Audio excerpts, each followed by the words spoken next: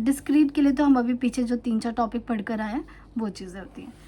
Now the shape of normal curve, कौन सा shape होता है? बेल शेप्ड होता है. Skewness of normal distribution is, देखो स्क्यूनेस अगर आपको क्लास 11 याद होगा तो हमने पॉजिटिव स्क्यूड, नेगेटिव स्क्यूड ऐसा कुछ पढ़ा था. ये वाला डायग्राम या फिर हमने ये वाला डायग्राम पढ़ा था, इनका पॉजिटिव और नेगेटिव स्क्यूड एग्जाम्पल था. बट हमें तो ये पता है ना कि जो नॉर्मल कर्व होता है वो क्या होता है? सिमेट्रिक होता है. जब सिमेट्रिक है तो स्क्यूनेस बचेगी उसकी? नहीं बचेगी. सो directly 0 is the correct answer.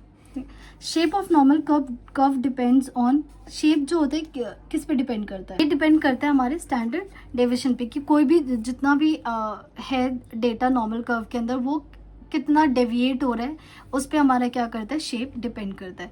तो डायरेक्ट याद रखना है स्टैंडर्ड डेविएशन पे डिपेंड करता है. In normal distribution the highest value of ordinate, ordinate पता है ना क्या होता है? ऑर्डिनेट वाई होता है. Highest value of ordinate occur Z. देखो जब मैं नॉर्मल कर्व बनाती हूँ ये, तो ये जो y की, ये जो वैल्यूज आ रही है किसकी वैल्यूज आती है? y की वैल्यू आती है. तो कौन सा ऐसा पॉइंट है जहाँ पे y मैक्सिमम है? तो क्या ये मीन के पास y मैक्सिमम है? ये वाला पॉइंट मैक्सिमम है, इसीलिए mean is the correct option. अच्छा, इसमें एक और क्वेश्चन पूछ सकते हैं, what is the relation between mean, mod and median of normal curve. तो अभी समझाया था ना कि मीन पूछे या मॉड पूछे या फिर मीडियन पूछे, तीनों चीज़ें क्या होती है? इक्वल होती है. बहुत इंपॉर्टेंट है, अगर इन्होंने पूछ लिया क्वेश्चन तो पता होना चाहिए कि नॉर्मल कर्व के लिए ये तीनों चीज़ें क्या होती है?